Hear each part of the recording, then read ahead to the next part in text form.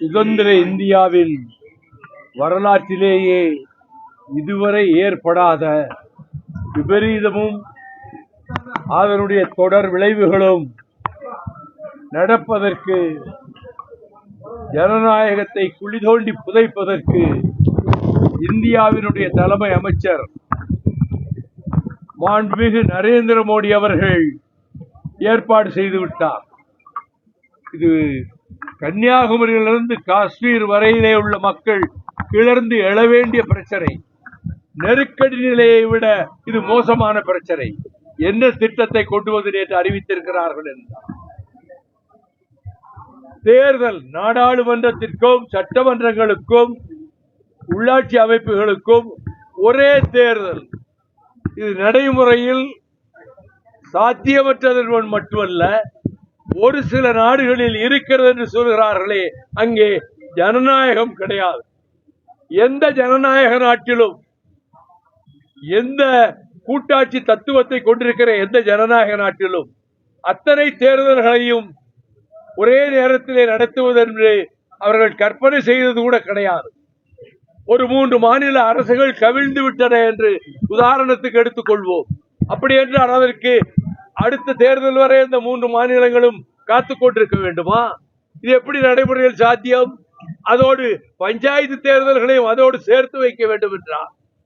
நாடாளுமன்ற தேர்தல், சட்டமன்ற தேர்தல்கள், உள்ளாட்சி தேர்தல்கள், இது சாத்தியமற்றது என்பது மட்டுமல்ல, ஒரு கொடிய எண்ணத்தோடு ஒரு இலக்கை அவர் நிர்ணயித்துக் கொண்டு இதை அறிவித்திருக்கிறார் என்று நான் திண்டுக்கல் நீதிமன்றத்துக்கு முன்னால் நின்று இந்திய பிரதமரை குற்றம் சாட்டுகின்றேன். அவர் இந்த பிரதம மந்திரி பதவி வேண்டாம், நாம் அமெரிக்க குடியரசுத் தலைவரை போல குடியரசுத் தலைவர் ஆகிவிட வேண்டும் என்ற உள்ளக்கிடக்கை அவரிடம் இருக்கிறது. அதை இப்பொழுது வெளியே காட்டிக்கிட மாட்டார். இவர்கள் பொது சிவில் சட்டத்தை வாஜ்பாய் பிரதமராக இருந்த போது அஜெண்டாவிலே போடவில்லையே. அந்த அஜெண்டாவிலே கையெழுத்திட்டவன் நானும் ஒருவன். இப்பொழுது அவர்கள் தேர்தல் நேரத்திலே இம்மாதிரி எல்லோருக்கும் ஒரே தேர்தல் தேர்தலுக்கு முன்னாலே சொன்னார்களா? அதே போல இங்கே சோசியலிசம், செக்குலரிசம் என்பது பிரியாம்பிளிலே முதலில் இல்லை. ஆனால் 1944வது சட்ட திருத்தத்தில் அவர்கள் பிரியாம்பிளிலே சோசியலிசம், செக்குலரிசம் என்ற 2 வார்த்தைகளையும் சேர்த்தார்கள். இந்த நாடு சமதர்ம பூமியாக இருக்க வேண்டும், மதச்சார்பற்ற பூமியாக இருக்க வேண்டும். மதச்சார்பற்ற தன்மை இருந்தால்தான் ஒற்றுமை ஓங்கும்.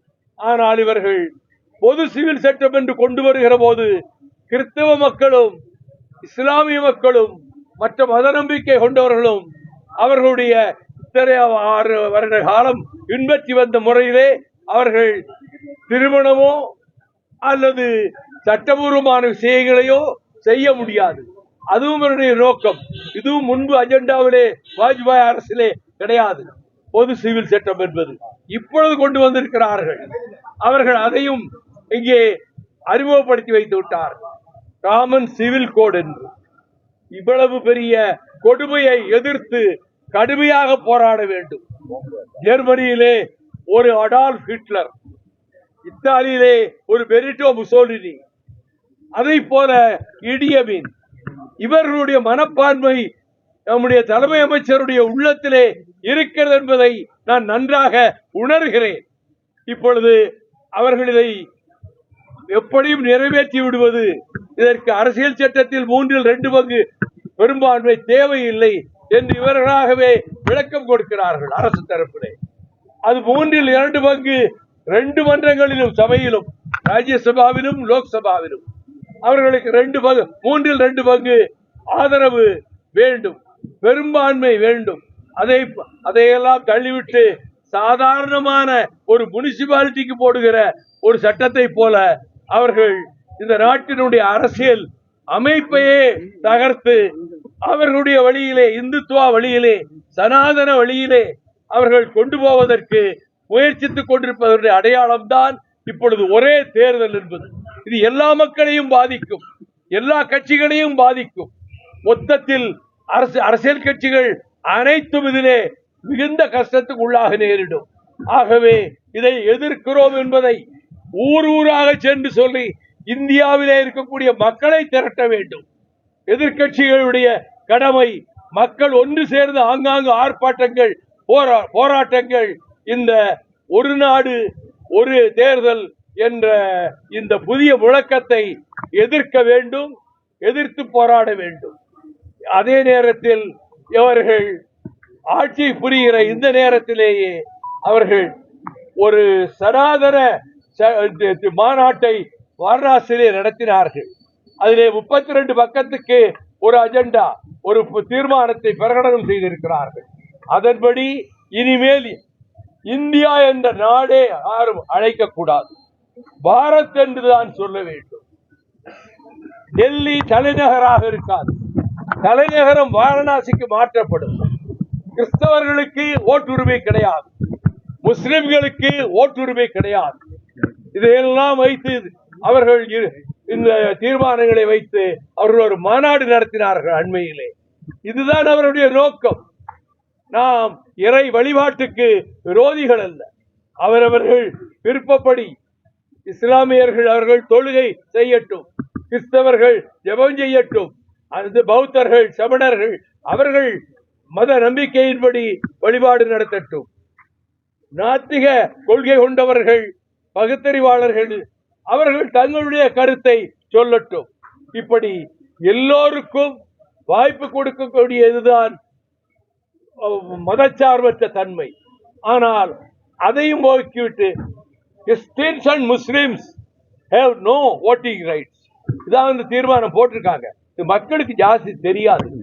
நோக்கம் என்னவென்றால் படிப்படியாக இப்படி வந்து இங்கே ஒரு கவர்னர் இருக்கிறார், அடிப்படை ஆதாரங்களை அலசி ஆராயாது வாய்க்கு வந்ததை பேசிக் கொண்டிருக்கிறார். இப்படி ஒரு மோசமான கவர்னர் தமிழ்நாடு சரித்திரத்திலேயே வந்ததில்லை. அவர் சனாதனம் என்பதுதான் எல்லாரும் ஏற்றுக்கொள்ள வேண்டிய ஒன்று. திடீரென்று ஒரு நாளைக்கு பாரதி பாராயணம் செய்கிறார், ஒரு நாளைக்கு தமிழ் உயர்ந்தது என்கிறார். எல்லாம் இங்குள்ள மக்களை ஏமாற்றுவதற்காக. இந்த ஆளுநர் ஒரு சார்பாக மத்திய அரசுக்கு, மோடி அரசுக்கு ஏஜெண்டாக, எடுபடியாக அவர் மக்களை குழப்பிக் கொண்டிருக்கிறார். தமிழ்நாட்டுக்கு பெருங்கேடு இங்கே இருக்கக்கூடிய கவர்னர் பதவியையே ஒழிக்க வேண்டும் என்று அண்ணா அவர்களே ராஜ்யசபாவிலே சொன்னார்கள். நானும் அதற்காக ஒரு மசோதாவை தாக்கல் செய்தேன் ராஜ்யசபாவிலே இருக்கும் போது.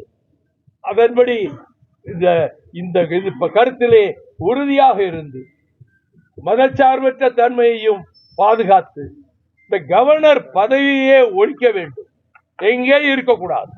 அதை மூத்த தலைவர்கள் அரசியல் நிர்ணய சபையிலே சொல்லி இருக்கிறார்கள்.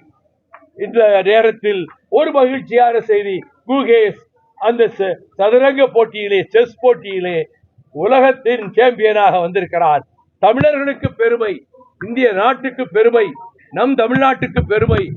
ஆக அப்படிப்பட்ட இளைஞர்கள் இப்பொழுது கல்வியிலும் மட்டுமல்ல, இம்மாதிரியான விளையாட்டுகளிலும் அவர்களாகவே பயிற்சி பெற்று உலகத்தினுடைய முதல் சாம்பியனாக வருகிறார்கள். அந்த தம்பிக்கும் நான் வாழ்த்து சொல்ல விரும்புகிறேன். வெள்ளம் ஆங்காங்கு கரை புரண்டு ஓடுகிறது, மழை தண்ணீரிலே மூழ்கி கிடக்கின்றன. ஆனால் மத்திய அரசு, தமிழக அரசு கோரிக்கையை நிறைவேற்றுகிற அளவுக்கு நிதி ஒதுக்கவில்லை.